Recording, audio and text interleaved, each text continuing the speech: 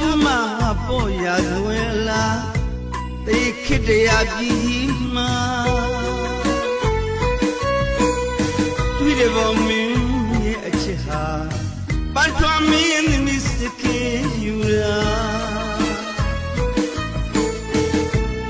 ဒီအဖြစ်စိတ်ခင်မယူလို့ပါဘဝချင်းမညီလို့ချစ်ချင်းကိုတော့စိတ်ခင်မယူလို့